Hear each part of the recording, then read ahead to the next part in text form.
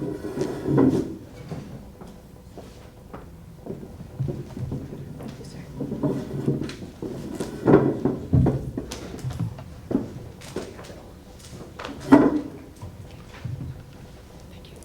right, thank you very much. We've randomly chosen who will go first, and Ms. Beryl has chosen the first spot. So she'll begin. She'll have 3 minutes to give us her opening statement. So, Representative Beryl, it's all yours. Thank you, sir. Good evening. I'm Beryl Amedee, State Representative for District 51. I'm finishing up my first year in the House. I was assigned to 3 committees: Appropriations, Education, and Labor. And I also serve, because I'm on Appropriations, on the Joint Legislative Committee on the Budget, which meets year-round, even when we're not in session, to do the monthly routine maintenance on the state budget. I was appointed to the Board for Louisiana School for Math, Science, and the Arts, also known as LSMSA, and that's a position which I enjoy. I'm married to John Amedee, and we have 3 sons and 6 grandchildren. We'll be celebrating our 37th wedding anniversary next month, and because all of the 6 grandchildren live locally, I have a vested interest in making sure that we can keep them here. Over the course of these 4 years, my role in the House has been to help hold the line against tax increases. I know my district is not yet seeing the economic recovery that the rest of the country seems to have been enjoying. There's no way I could go to Baton Rouge and then come home every weekend or after session and tell my people that I've solved the state's budget problems by taking more money out of your pockets. So that's why I felt it was important to just try and hold the line. Instead, with a small group of some very determined House members, what we've been doing is focusing on trying to root out waste and cause departments to work more efficiently. We've also focused on making sure that those people who are participating in state-funded and federally funded programs in the state are actually eligible for those programs, because for every dollar that we spend on someone who is not actually eligible, that's a dollar we could have been spending on someone who really needed the help. We've also been pushing to have state government live within its means like the rest of us have to in real life, in our homes and our businesses. In these 4 years, I've also had the opportunity to work with members of the House and Senate to bring $357 million in capital outlay projects to our district, and $125 million of that has already been funded, and this fiscal year is not over yet. In addition to capital outlay, there's also more than $100 million in projects that are funded outside of capital outlay, such as the $88 million that's going to be going to the barge gate in the Bayou Chene. I've voted solidly in support of business and industry because they employ our people. I've done research to get to the bottom of things that are really going on to help fight against the propaganda battles that we've seen, like when they were going to be closing hospitals, which was certainly not necessary, and moving people out of nursing homes, which was really just a farce to try and force votes on tax increases. I've focused plenty on education reform because I truly believe high school diplomas should mean something. And I want to return the dignity and the respect to the job of educators. I'm out of time. Thank you. Thank you very much, Representative. Next, we'll hear from Mr. Voisin. You will also have 3 minutes for your opening statement. Thank you, Jason. Good evening, ladies and gentlemen. I would like to thank the St. Mary Chamber of Commerce for this forum and the invitation that I was extended. My name. Mic a little bit closer, Mr. Voisin. Thank you. I am Clayton J. Voisin, candidate for State Representative, District 51. I am qualified because of my experiences in public service and in work experience. I have worked in the oil field, shipyards, finance, seafood, and retail industries. Having been a small businessman most of my life, having to make payrolls, buy and sell inventory, having to send people away sometimes when jobs got short. It was very tough. Most of my life making payroll, buying and selling inventory, and paying taxes, all on small margins of profit to succeed. I have raised a family of 5 and children I've raised a family of 5 children and have 10 grandchildren, I'm sorry, and who have or will attend public schools. I don't know if it's the battery or what, or if it's me. It's probably me. 10 grandchildren. Public service, ladies and gentlemen, I have 12 years of service on the Terrebonne Parish Council, of which I've spent 8 of those years either as chairman or vice chairman of the council. Can y'all hear me? Let's trade. You take this one. This one is a lot better. Is my time still running? I'll give you a few extra. You are too good. Give you some seconds. My public service, ladies and gentlemen, as I was saying, 12 years in the Terrebonne Parish Council, 8 of which has been served as an officer of the council, 4 as vice chairman, and 4 also as chairman. Those offices are actually voted on by the council members. They see me in my leadership role and my ability to work together with them and make things work. During my 12 years on the council, we were very fortunate to get a lot of things done. I am a moderate Republican. I can and will bring together all parties, both sides of the aisle. I'm not in a group of no or a group of 8 or 10 or nothing like that. I'm a group of 105. There are 105 representatives, including myself. And those 105 have to work together, not just a handful of people. That's why to get things done in our district, we must work together. And it's been one of my greatest assets to be able to communicate and not obstruct good government. I will represent all of District 51 and not just the lobbyists of Baton Rouge. Thank you. Thank you. Thank you very much. My turn to fight with the mic. Maybe let's just pass this. There's only 3 of us. So next, each candidate was provided with a list of questions for tonight's forum. Because of our limited time frame, we will use 5 of those questions tonight. Each candidate will have 2 minutes to respond, and I will rotate which candidate answers first. Also, I will repeat each question. Our first question will go to Representative Amedee. That question is, what are the top 3 issues affecting the oil and gas industry? What are the top 3 issues affecting the oil and gas industry? Thank you. The top 3 issues are lawsuits, tax structure, and workforce. It's no secret that under the current administration, there has been plenty of support and encouragement for lawsuits against oil industry leaders. I believe that protecting and preserving our environment is very important, but these lawsuits really aren't about that. The oil industry has responded by staying away from Louisiana and going to our neighboring states, Texas and Mississippi, as any industry would. Next, the tax structure. Our state's tax structure is very complex and it's ever-changing. And that complexity costs business and industry a lot compared to the tax structure in other states. The ever-changing nature, the volatility, scares them away because just when they've got their CPAs to figure out how to do their taxes here, it changes and you have to start over. And then we also have the highest oil severance tax rate of any state. And last is the workforce. In many cases, we can't provide the qualified workers for the positions available. A lot of our skilled labor has left the state. And while Louisiana's been kind of taking a break from oil and gas industry, the industry itself has changed. So skilled workers who are still here might need to update their knowledge and their abilities to be ready for a job. And our community colleges have been keeping up as best they can, but there are still a few gaps. And on top of that, the social problem we have with the fact that many people who apply for these jobs can't pass a drug screening. So we still have a lot of work to do.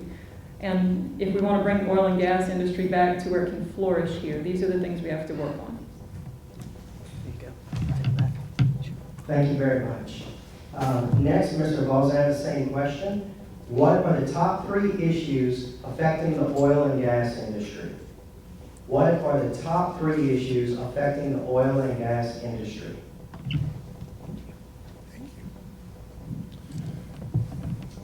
The top 3 issues, I think, are certainly the cost of drilling nowadays.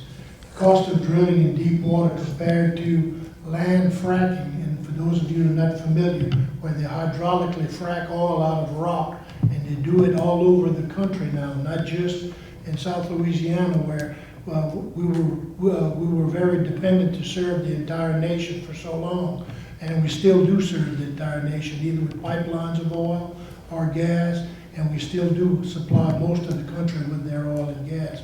But fracking is something where they hydraulically go and press rock to be able to get the oil out of it, and it's become so much cheaper than drilling offshore. Although there are new technologies right now, the service companies that would have to provide those technologies are very strapped. Having been slowed down for 3 or 4 years now in the oil industry, they are very strapped to be able to buy the new equipment and things that are necessary to be able to continue doing that. One of the other things is certainly I'm not going to blame the governor or the administration for why we're not drilling for oil.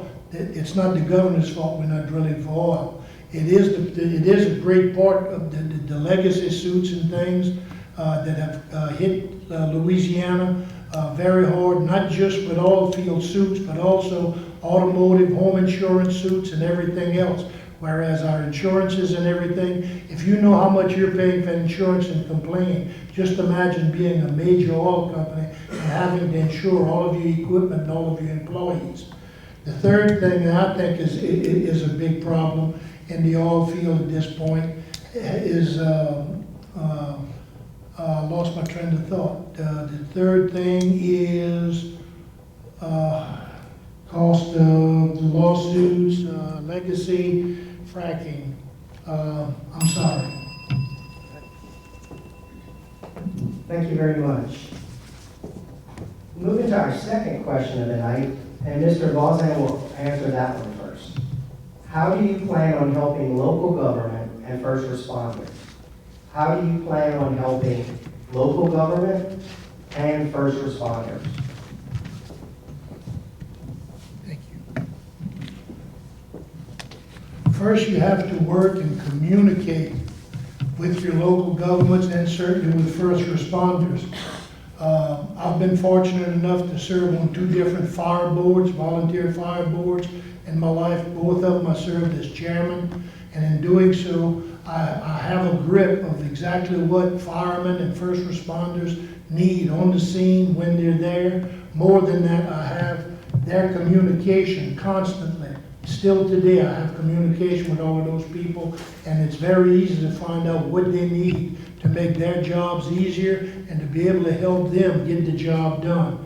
On a local basis, we have to communicate with our local officials.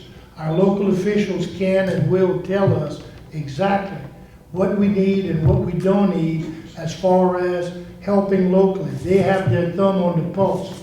Besides that, we have business groups such as the Chamber of Commerce and many other groups who can and will share with me exactly what's needed in their opinion, exactly what's needed to be able to make our communities better. This community has lagged for some time now, and it's time that we pick it up and grab it by the bootstraps and get it going again. Thank you.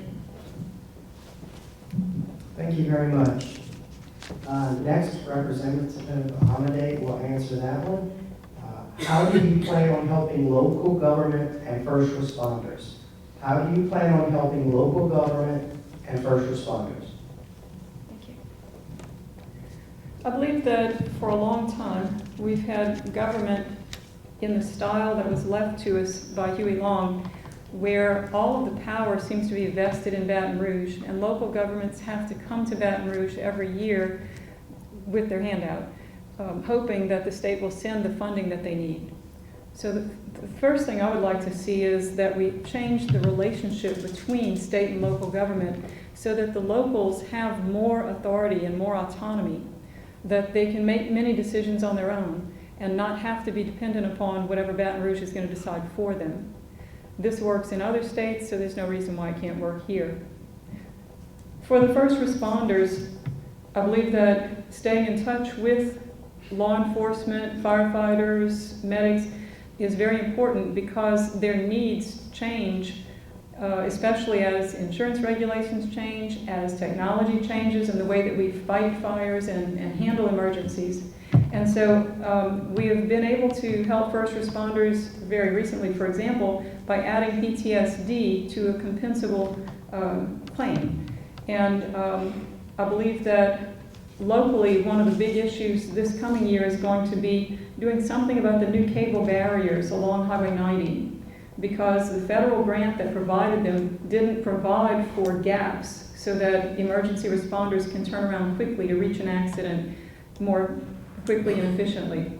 So we need to work on making sure the federal government considers this and makes a plan for putting some gaps in those barriers. It'll save lives. Thank you, Representative Amedee. Next question will be for Representative Amedee again, and that is, what is your plan for juvenile justice? What is your plan for juvenile justice? Thank you. In recent sessions, the legislature has handled plenty of justice reform and reinvestment bills. We've made a lot of progress, and we're seeing some improvements now that those things are in place, but we do still have a ways to go, especially, I feel, in juvenile justice. I'd like to go into this next term with a primary focus on promoting what's working and changing what's not in juvenile justice. And I believe the biggest thing that's not working is space. We don't currently have enough facilities to house, especially pretrial juveniles. And we probably made matters worse by designating that 17-year-olds are now going to be handled as juveniles in the system unless they commit some of the most atrocious crimes like murder and rape. So we've probably just crowded the few facilities we have left even more. So that's why it's important that we address this quickly. The lack of juvenile space is also affecting other programs that were otherwise working, such as diversion programs, some of which have been canceled because if you have no place to put a juvenile when the diversion program is not being followed, you can't enforce it. So I'd like to promote what is working, like prosecutors' early intervention program. And if we can keep our young people from ever making bad choices that put them into the system, then they'll lead better lives and we'll all benefit. Thank you very much. Next, Mr. Voisin, what is your plan for juvenile justice? What is your plan for juvenile justice? Thank you. In the year 2003, the Louisiana legislature passed Act number 1225, which actually did a separation of juvenile fugitive justice from adult corrections, and it was stressed on especially rehabilitation of the youth. From the years 2006 to 2010 in Louisiana in its entirety, 46% drop in juvenile arrests. That's on paper. Our youths need education, not incarceration. Education and training is far less expensive than to incarcerate someone for all of their lives. A lot of times, people coming from poverty and poor neighborhoods are faced with poor choices. In doing that, it leads them on the wrong road sometimes. What we need to do is make sure that we give them activities, such as sports and other things, to be able to occupy their minds besides walking and running the streets all hours of the night and maybe committing these crimes. What we have to do is, we're probably going to have to change our way of thinking to be able to change their way of living.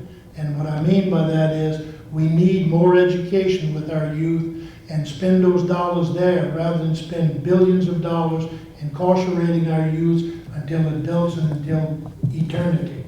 It doesn't work. Thank you. Thank you. Our next question is number 4, and that will be answered by Mr. Voisin first. Once elected, what committees do you want to join and why? Once elected, What committees do you want to join and why? Thank you, Jason. Primarily, I'm interested in natural resources and environment, to salvage our coastline and salvage our marshes, along with the swamps, the beautiful swamps that surround and just north of Morgan City here. Help to save our beautiful Lake Ballard and Lake Verret and areas like that, so that others, especially our youth, will be able to enjoy it, maybe as we have in the past. These are things that are natural beauty, and we will lose them if we don't save them. If we don't save them, they're gone forever. We must save them, and the state has the responsibility of doing that. And I want to be in the forefront of making sure that that happens. Second committee that I'm interested in is the Ways and Means Committee, which helps to pass and reinforce laws concerning taxes and bonding of revenues and maintaining evidence of indebtedness. If I can help put my thumb on exactly where the problems is, why we may have more money going out than coming in, maybe we can figure a way to stop that leak. I've been able to do it in my household, and I think I can do it in several businesses that I've done in the past. I know I can help do it at the state level. Appropriations Committee. It's the appropriation of state funds and expenditures of funds, deposits and investments of public monies. And fourthly, I'd like to also be part of the Education Committee to help and serve schools, secondary education, school employees, administrators, and also bus drivers and other employees. Thank you. Thank you very much. Representative Amedee. Once re-elected, what committees do you want to join and why? Once re-elected, what committees do you want to join and why? Thank you. Once re-elected, I hope that I am appointed to the same committees that I currently serve on, which is appropriations, education, and labor. I really enjoy them. I really see the potential for doing a whole lot of good on these committees because of the topics that they handle. Appropriations deals with the state budget. It says this is how much money we have. Appropriations decides how it's going to be spent, where it's going to be spent, how it's going to be dispersed. If I was not on appropriations, I'd be miserable because by being there, I get to dig in deeply to the budget, every facet of it. And in order to vote on the budget, as every House member has to do, if I didn't have that depth of information, I would feel that I'm not prepared to make a really informed vote on behalf of my constituents. So hopefully they will keep me on appropriations for a long time. Education is about children. It's about our future. I believe that the policies that we enact concerning education are very important because that dictates how the next generation and the one after that will go. And then of course labor, this is where decisions are made concerning businesses and their hiring practices, and that's very important so that we can keep that fair, so that we can continue to have businesses offering robust jobs that our community needs so much. And if I have the chance, in the year that we're going to have to decide on the new lines after the census, I wouldn't mind serving for a little while on House and governmental because I think there's a need for some great common sense when we redraw those lines. All right, thank you very much. And our fifth and final question will be answered first by Representative Amedee. What makes you the best person for this position? What makes you the best person for this position? I believe that I'm the best candidate for this position, not only because I've been doing the job for 4 years already, so I'm ready, I'm already there, but because I have served and will continue to serve with integrity, with transparency. Honesty is sometimes a rare quality in political circles, but I believe that it's of utmost importance. I believe that I represent the people, and the people that I represent should be able to ask questions and should know about all the things that we're voting on, all the laws that we're working on. I've always been willing to give an honest answer for every vote that I make, I've always been willing to give an honest answer for what's really going on behind some of these bills. And I'm willing to continue to do that. All right, thank you very much. And Mr. Voisin, you'll answer that next. What makes you the best person for this position? What makes you the best person for this position? Thank you, Jason.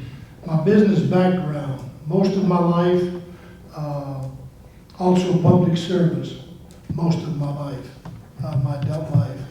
I've served on many boards as chairman. As I mentioned earlier, 12 years as a council member in Terrebonne Parish, 8 of those years as an officer. Many other boards I served on as chairman, always in a leadership role because of being a team player, ladies and gentlemen. I'm able to communicate and solve problems. That's what I do. That's what I do best.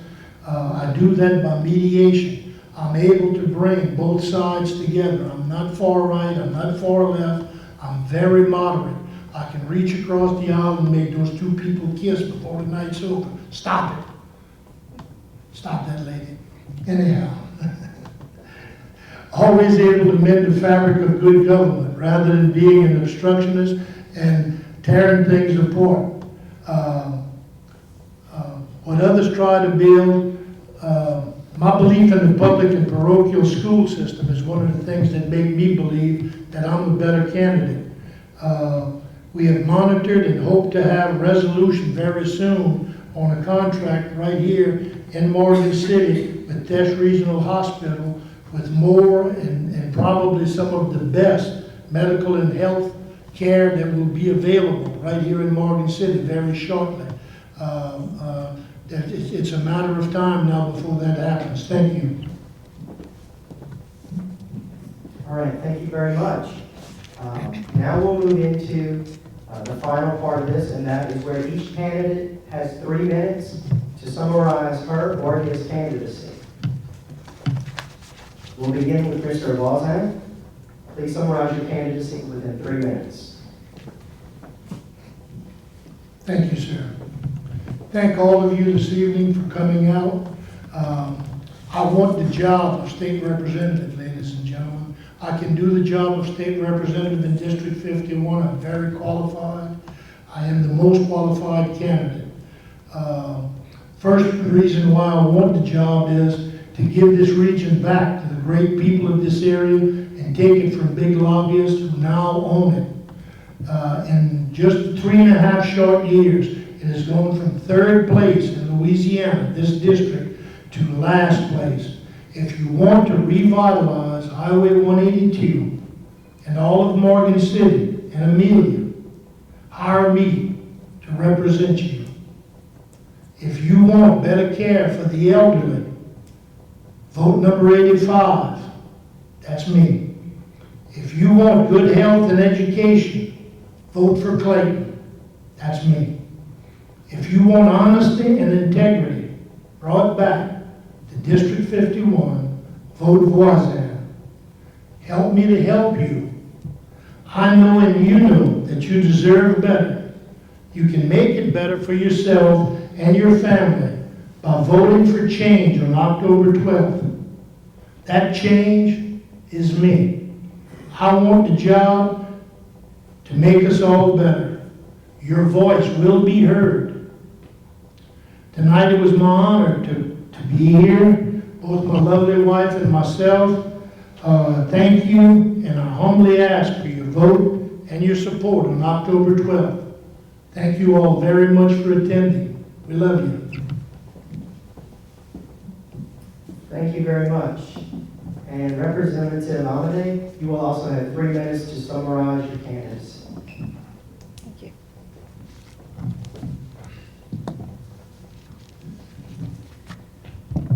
I'm running for re-election because I'm part of the new guard, not the old guard. If you want government to go in a new direction, away from the tactics of the past, where deals were made behind closed doors, where threats and intimidation ruled the day, I don't do that. I'm part of the new group that comes in and works independently. The House and the Senate and the administration are supposed to work independently. I was part of the freshman class that voted in a Speaker of the House independently, not the one that the governor had planned. In the next term, I'll do the same as I've done this term. I'm happy to work with the governor, whoever he may be, when he's moving in a direction that's good for my constituents. But when he's not, I have the boldness and the tenacity to stand up and do the opposite of what he's asking, because it's all about what's best for my constituents and for the state of Louisiana. It's not about party. It's about considering each bill that comes before us on the bill's merits. Is it the best choice? What are the effects of the vote? That's how we're supposed to vote. Not by promises, not by bargaining, and certainly not by party. It's about each idea, each concept, and whether it's the right thing to do or not. I do have a long list of endorsements. I do have a lot of PACs that support me of various kinds. But I don't vote the way the PACs want me to for their support. I have their support because of the way that I vote. I also have the support of the people who support me because of the way I vote. That's as it should be. So I ask for your continued support on October 12th. Thank you. All right, thank you very much. That will conclude, and I'd like to ask for you to give a round of applause to both of the candidates. Y'all may now be seated.